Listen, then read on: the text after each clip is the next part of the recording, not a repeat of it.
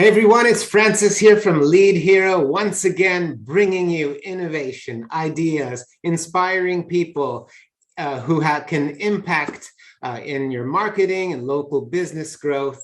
And a few weeks ago, I had the privilege of meeting Andrew Thomas. Andrew Thomas is the owner and founder of Smart Octopus, a voice agency, and they have something really cool and innovative going on. Yes, it involves voice, it involves messaging and automation, and that's why this interview made a perfect fit for Lead Hero, because we're all about highlighting the latest and greatest and most innovative strategies when it comes to reaching your market, reaching your target audience and customers in digital spaces. So, Andrew, I want to welcome you to Talking Trades. How's your day? Fine, thanks. And thanks for having me on your little vlog. So. You are very welcome. And I'm so excited to speak to you because you really stood out because you're into voice marketing, among other things. I know there's social and messenger bots, which I'd love to touch on. But importantly, I think voice marketing, not a lot of people know about it. And, you know, it's a new for tech, and there's possibly a great opportunity there for businesses. So can you tell us a little bit about, voice marketing, how you got started working in this space, and why is it important for local businesses? Okay, so conversational AI, as it's sort of known in the industry, is something that when I started it back in 2017, there were just a few smart speakers starting to creep onto the marketplace from Amazon and then from Google. There were not that many products in their product range. They were just small little speakers. And over the last, nearly 5 years now, they've grown to have screens and people have started to buy them. What really has changed the whole sector, and it is now a complete sector, because it's worth, they're expecting by 2025 around £23 billion of products and services to be going through this sector.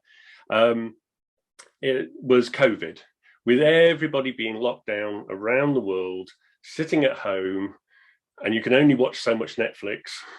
And then you started to buy stuff, and lots of people bought smart speakers. Yeah, mainly because they could ask them about the news and have updates, and then they started asking them about playing music.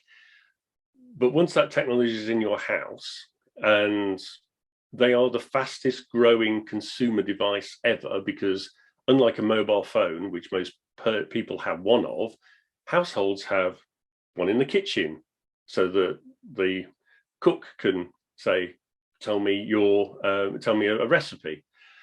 People have them in the living room, so they can say, hey, Google, play me my latest track of Spotify.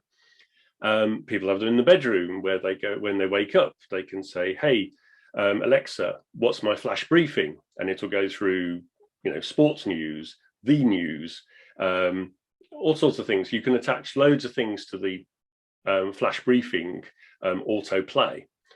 So, and then they've started to evolve, and they've started to have webcams integrated with them, so you can do chats and things like that. But the underlying thing is that this technology is in multiple rooms in houses. There are 320 million units out there globally. There's 1 billion Google Assistant devices enabled, but some of those are light bulbs and things like that, so you can't talk to them. But all this technology is happening, and we're starting to get to the level, because I'm a Trekkie, and I loved growing up being able to say, okay, computer, and do something. And now we've got it. I mean, we've got the tablets, the iPads or the tablets that Star Trek used to go around, but now we've got the talking computers. And the technology is phenomenal. It can speak multiple languages. It's in your home. And what we do as a business is help brands and companies exploit that. Because over the COVID lockdown, 50% of searches were voice searches. Now, if you've got a website, you've optimized it for keywords. Well, 50% of your traffic went missing over the lockdown because people have started asking questions like, hey, Google, where's my nearest insert your service or brand near me? Now, that's a complete long tail keyword, and lots of websites are not optimized for that. They don't even know the sort of questions that people are asking in their particular niche. And that's where we come in. We help those companies identify conversations that their customers are trying to hold with their smart speakers, and then we help companies implement that onto their websites. So that's voice search optimization, to optimize for your websites. And then, of course, there's full-blown conversations with the smart speakers. So they are called actions on Google Assistant smart speakers. They're called skills on Alexa, and Samsung is entering the realms of this now and is offering capsules as their format. And they're all basically a voice app. And you have to work out a conversation that your client or customer or potential lead might be having with a smart speaker. So you need to understand your customer journey. You need to understand touch points. So let's say you're Heinz and you want to create a voice skill so that somebody in the kitchen could say, hey, Alexa, what can I make with a tin of Heinz baked beans? Now, Heinz baked beans would be a activation word within that voice application. And it would say, would you like to auto-enable your Heinz skill? And you go, yes, please. And then the brand is there. I'm sorry, Andrew. Yeah. Can you explain for people who are new to this tech and voice marketing, what is a voice skill? Okay, so yeah, so let's rewind a bit. So a voice skill is it's a conversational flow between you and your business or a brand that is personalized. So let's pick, you want to order, I mean, lots of people have tried to do this now because the skills are there, but let's say you want to order pizza. So as a pizza business, you know, to place an order, you need to have a certain, let's call it a formula. Yeah, you need a recipe. A recipe, yeah. So you need to know. So I'm far too techie, aren't I? So you need to know what type of base, what sort of toppings, where do you want the sauces, where do you want fries, and all this sort of stuff. So you have to ask a series of questions. Now, you might have had the voice application kick off with a statement to the smart speaker, which is along the lines of, hey, Alexa, where can I order a deep pan meat feast pizza? Now, that might all be some of those variables in your recipe have already been provided by a customer. So you would then match those to your recipe and go, they haven't told me whether they want the cheesy edge or they want stone baked. So then you would come back with another follow-up question saying, hi, I understand you want to have a but do you want this? So basically, it's what we're doing now. It's having a conversation, but it's not a member of your sales team. This is an auto scaling in every house simultaneously, if required.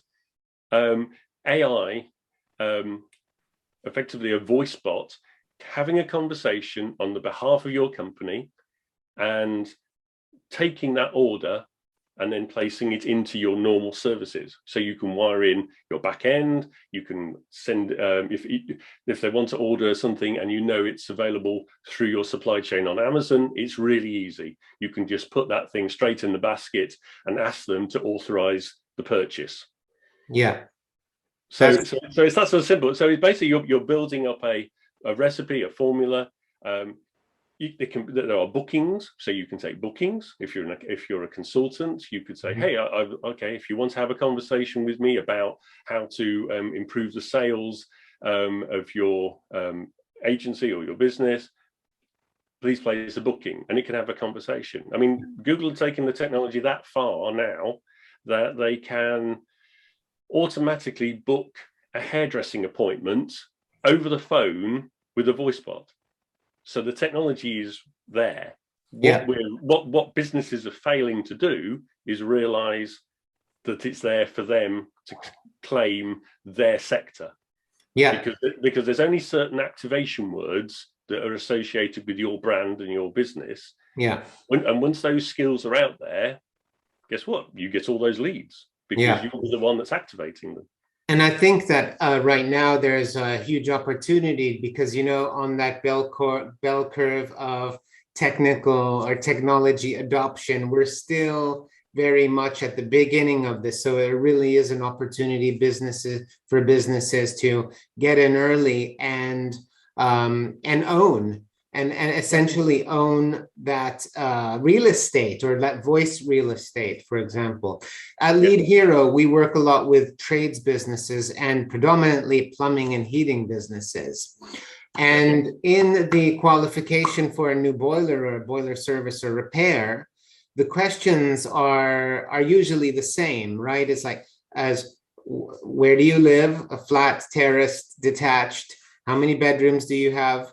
How many bathrooms do you have? Where's your flue exit? You know, that you have these set questions, and that constitutes a lead or a qualified lead. And there's no doubt that as more people adopt this tech, and it's embedded in their kitchen, it's embedded in their bathroom, in their shower, they've got Alexa in their bedroom, whatever. Next time their boiler breaks down, they're not going to their phone, right? I mean, at least we're talking in the next few years. They're going to say, Alexa, find me I need a boiler repair, please help. And that's going to be, and who is going to be the business that is connected to that person? And well, right? that's the key question. I mean, there are some big players starting to wake up to this now. There are people who are even looking to it's already starting to go beyond that, where they'll play an advert on the radio and send out a tonal activation to your Alexa, which then listens for your reply to the question embedded in the advert.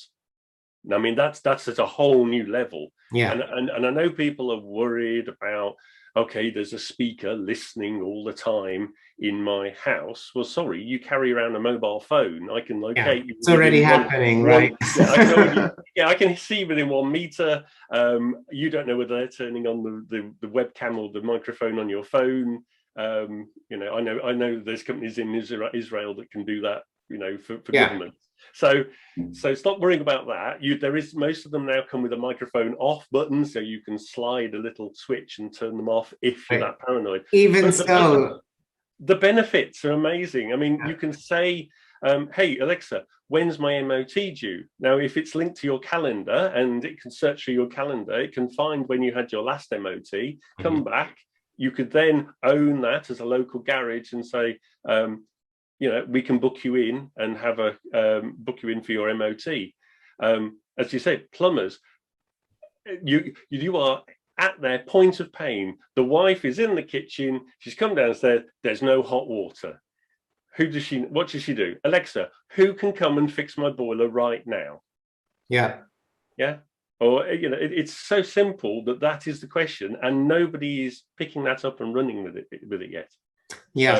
But it's just a matter of time, because this is where technology is going. And more importantly, this is where user behavior is going. And so here's the thing, is that it might not feel like mainstream tech at the moment, but actually by the time everyone is using it, it's going to be too late for businesses to capitalize and leverage this opportunity and actually make them mark and start optimizing their voice marketing and their digital properties for this technology. Yeah, Yeah, it's on your mobile. There are earbuds now that are Alexa enabled. I've got a Fire Stick plugged into my TV, so I can press the button and say, hey Alexa, show me the latest Olympics on YouTube. Bang, it's there. So Yeah. I think it is definitely creeping in to people's psyche. What's being missed by businesses is this is the channel that nobody's talking about, that nobody's really exploiting, like you say. And Sorry. is it an accessible technology for small local businesses at the moment in terms of the budget and developing this tech? Because like they already, in terms of marketing, you need to build a website. A website can be £5, £10, or it can be £10,000, right? Depending on how well do you want it to work, how efficient do you want it to be. And then you need to get people to find your website, right? And then you need to market to them. And then you need to run ads. So marketing can be quite, how long is a piece of string, right? In terms of what you want to achieve. But I guess a lot of people watching this video might be very impressed by the tech and go like, yes, I'm a plumbing and heating business, or I'm an electrical business. I'd like that, but I have a feeling that this is not really accessible for me right now. So what are we talking about? And are we at a point where a small business can put something in place? Okay, so there are some, you can get to a fairly simple level fairly quickly. There are already some templates that are made available, particularly on the Amazon skill development websites, that you could start with and start to tailor to your requirements. If you want to have the full-blown ordering your pizza experience, then there's probably a lot more work in doing that. And that's what we're trying to work on, standardizing some of those things. That's part of the work we're doing, is rather than just developing a skill for Alexa, a Google Assistant action, and a Samsung capsule, we're trying to go across all the different platforms and develop a code base that we can then offer to clients. So that's getting a little activation that says, hey, have you considered this business? That's fairly simple to implement. But obviously you need to understand the conversations that your client's having. It's different to the voice search, obviously, of optimizing your website is a completely different thing. But if you're going to have conversations through a smart speaker, then yes, you need to understand the conversation flows, the type of, and it's very similar to, as we said, the chatbot type things, where people have created an advert. I mean, people must have seen this by now on Facebook, where somebody puts out an ad and says, do you want your free voucher? Type coupon in the comments. And that then kicks off a chatbot flow, and that then takes your details and bang, puts into your messenger inbox the voucher code and sends it to you via email. Well, knowing that flow is exactly the same thing. It's obviously become a lot easier on the chatbot side. And as of April of this year, Amazon released a whole new host of new features to enable voice purchasing, better screen displays with interactive swiping and stuff like that. So it really is cutting edge, moving target at the moment, and we're trying to keep up with that. But we can certainly offer businesses an entry level product that starts to get their name out there and starts to claim some of the activation keywords on the platform.